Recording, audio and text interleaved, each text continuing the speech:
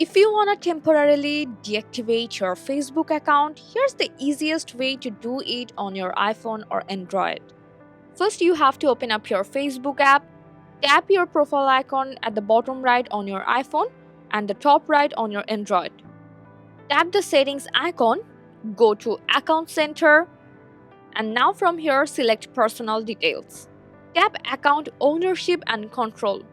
Choose Deactivation or Deletion, and now from here choose your Facebook account and make sure Deactivate account is selected. Now tap Continue. Enter and confirm your Facebook password. Pick a reason for deactivating.